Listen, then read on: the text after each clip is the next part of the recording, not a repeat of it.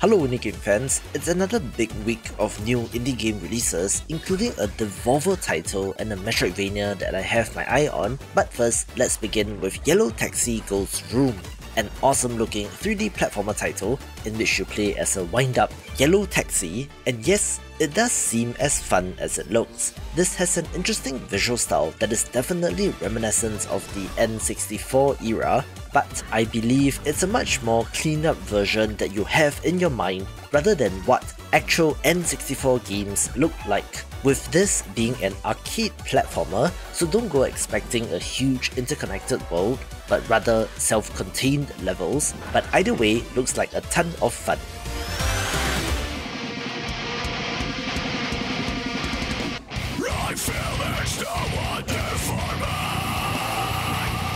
A stylish looking 2.5D action platformer is The Devil Within Satgat, coming to us from a Korean developer, in which you play as a royal guard who is slowly losing his humanity but still has to battle all sorts of enemies and bosses. The choice of music for this trailer is interesting, to say the least, with the side-scrolling action looking neat, but do note that this is an early access release but is supposed to launch with 3 massive stages, as well as different skills, weapons, costumes, and more. This one's for indie game developers. The free indie game marketing resources are ready, so sign up via the link in the description below to get it in your mailbox. Helios. They search for someone who does not exist. The Shadow. The forgotten child of a scattered race. Lost. Until now. Now they have awakened the Ereban. Now they have awakened me. Stealth games are difficult to come by, so whenever one releases, it is a title of interest, especially one that looks as polished as Ereban Shadow Legacy, a third-person behind-the-back title that seems to have a lot more in common with Assassin's Creed and Shadow of Mordor, only where our heroine can turn into a shadowy mist and skulk along walls to get the jump on her enemies, looking pretty neat, so here's hoping it's good. I last covered this title when covering upcoming city builder games, in which Infection Free Zone has the overused zombie theme, but yet has a lot of hype behind it, being a survival city builder title in which you lead a group of survivors scavenging for resources in the day and then hunkering down at night. And while very abstract and minimalist in presentation, there is a sense of style to the game, with the prologue demo being very well received.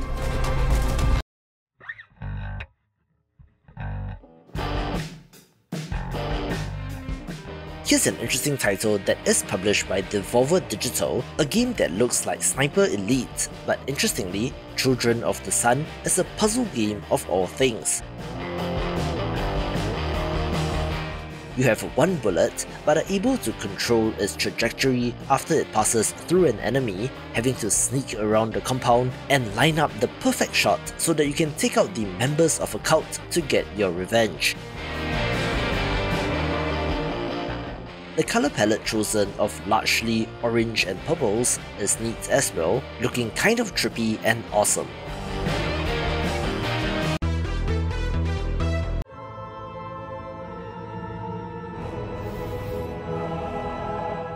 Other games begin with Against Great Darkness, a roguelite bullet hell shooter with brick breaker elements, so yes, it sure looks like Arkanoid on steroids, with the expected procedurally generated levels and roguelite style upgrades and relics, looking like a compelling package and is the hidden gem of the week.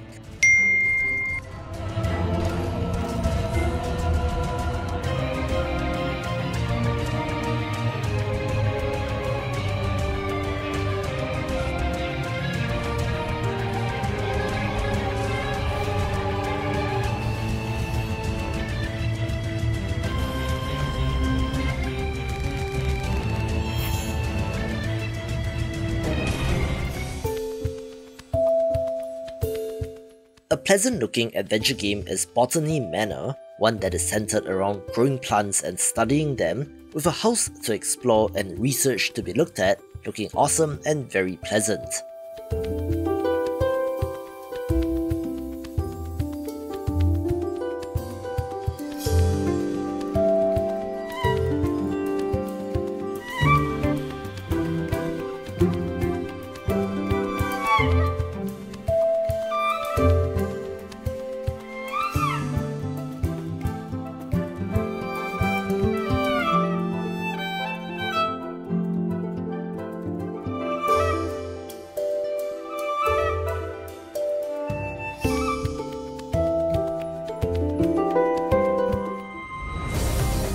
Here's a game that looks like it might be rather compelling, since Final Factory is combining the factory building aspect of games like Factorio with an open world space RPG, in which you can take off into space to explore the universe and go on adventures.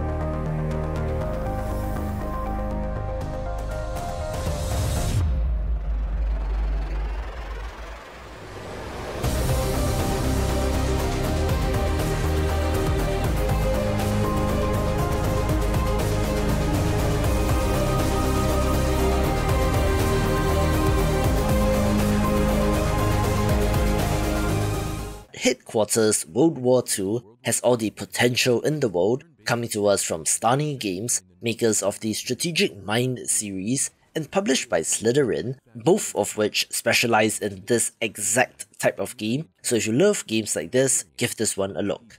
And striking visuals of the game, including grasslands riddled with shell craters, war-torn battlefields, and devastated cities. A diverse range of units is included in the game, each carefully researched and balanced for historical accuracy and engaging gameplay. With infantry, towed guns, tanks, and armored vehicles, you'll have a wide array of troops to command, reflecting the complexity of forces in this pivotal period of history. Challenge your tactical skills with a combat system that is easy to learn but hard to master.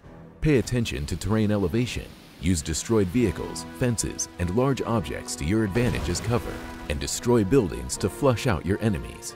Flank the enemy armored units to attack them where their armor is the weakest. Land a crushing hit against their side or back armor, capitalizing on their exposed position. Don't forget to upgrade or change your units between battles, level them up, and assign heroes to grant unique abilities. Each unit has a crew, and losing different members during a battle results in different penalties. For example, losing the gunner means you'll have fewer attacks, and losing your driver means you'll have to deal with reduced mobility. Harness your HQ skills, such as calling for artillery or aviation support, and leverage officer skills to improve your combat tactics. Ready to test your skills? Beyond the captivating campaigns, you can engage in skirmishes on 6 diverse maps, or explore a multitude of user-generated maps. Creating your maps is a breeze, whether you use the straightforward random map generation tool or the more sophisticated editor tool. For added creativity, combine both methods. Generate a random map, then fine-tune it in the editor. But that's not all. Headquarters World War II supports multiplayer battles for up to 4 players, offering real-time connections or the option to use Slytherin's Combat HQ system. Still not enough? Utilize the editor tool to create your own skirmish or multiplayer maps and share them with the community for endless fun. Brace yourself and join the fight.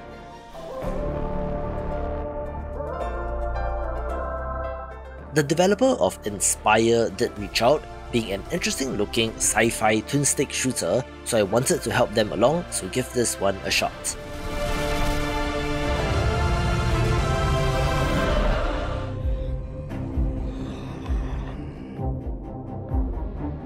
This next title is strangely popular for some reason, despite the very generic title of Last Hope Bunker Zombie Survival.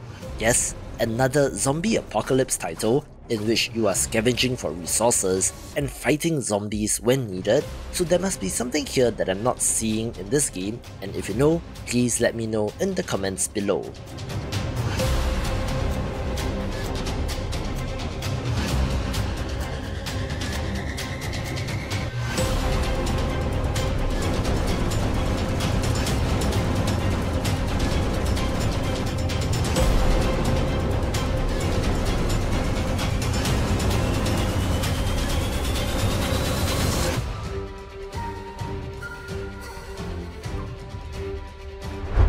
Here's a title that might have been lost in translation a little bit, since Lotus Lantern Rescue Mother is a very strange title for a game, but it's a Chinese mythology themed action roguelite in which our hero has to save his mother, which, yes, obviously, that is stated in the title, but again, it seems a little strangely packaged as a whole.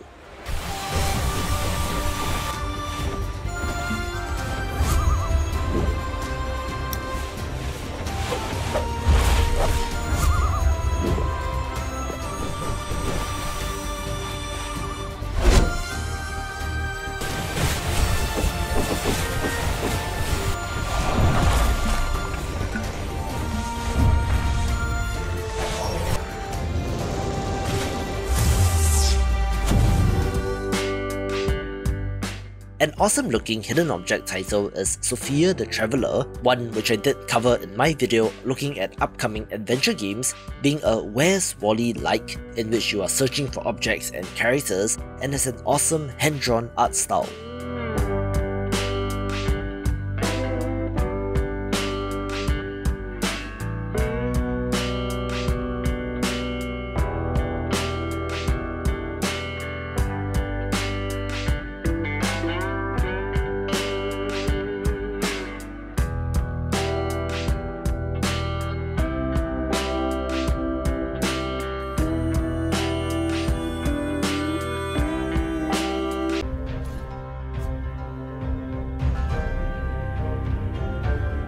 Throne of Bone is fun to say, and was covered in my video on upcoming strategy roguelites, in which it uses cards but is not a deck builder per se, being more of an auto-battler title and might have potential.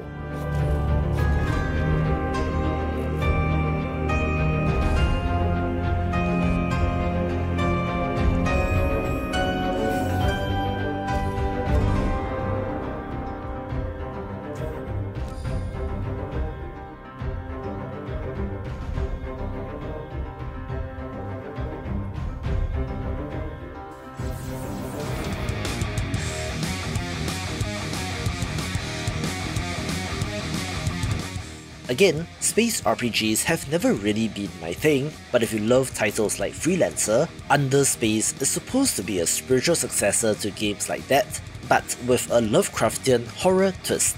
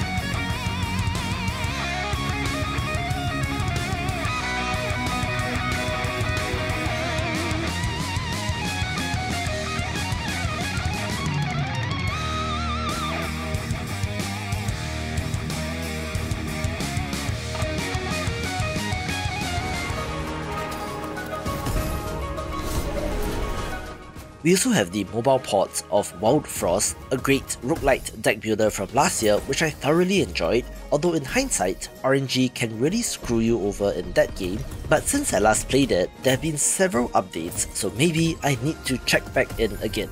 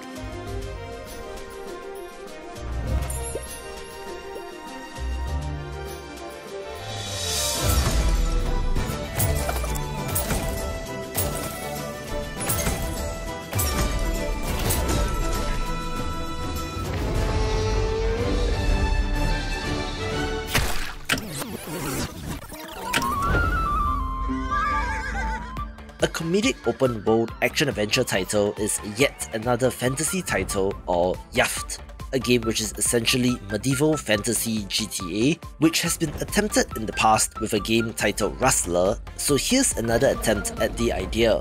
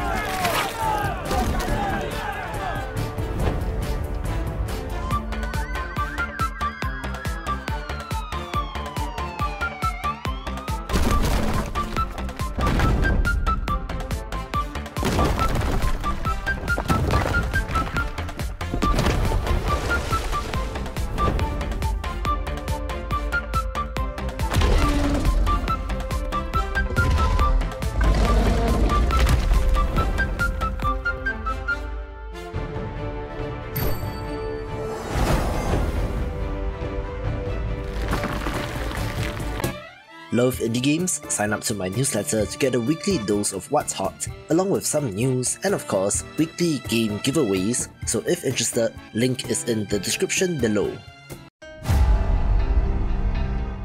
I told you that April is going to be a stacked month, so let's continue on with Broken Roads, a party-based computer RPG or CRPG in the vein of games like Fallout 1 and 2, but this time set in the Australian outback. Name's Jonesy, mate. Who are you? It is a nuclear post-apocalypse, so on top of raiders and bandits, I do wonder what the radiation has done to the local wildlife. This also has a moral compass system to guide your dialogue choices in the whole role-playing part of the RPG experience, in which we have seen innovative ideas on this concept in recent years, like the Thought Cabinet system in Disco Elysium, so if you love the genre, please check this out. I will have more to say on Anomaly Collapse later in the week, but suffice to say, this is a roguelite turn-based RPG with some Darkest Dungeon influence, but with anthropomorphic animals and sci-fi instead of eldritch horror, coming to us from Rocket Punch Games, who made Hardcore Mecha, which gives this a decent pedigree.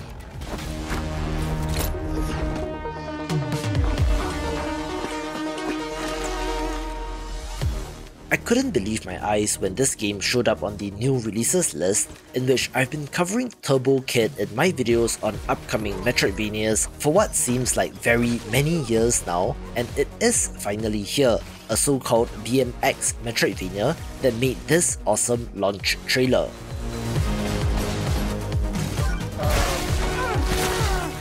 It is based on the movie of the same name from 2015, which is ages ago by now, and somehow the IP has found its way to indie developer Ultraminds Inc., with the live-action portion of this trailer showing how it should be done. This game, however, is a pixel art title through and through, in which you are exploring on a bicycle and have to use ramps and loops to get to the next area. So if games like Laika Age Through Blood is your jam, this should be as well. The bicycle exploration, however, is interspersed with platforming and combat on foot, with powerful weapons and upgrades that will be accessible to you. And whether you have watched the movie or not, I do think that this will be of interest to Metroidvania fans.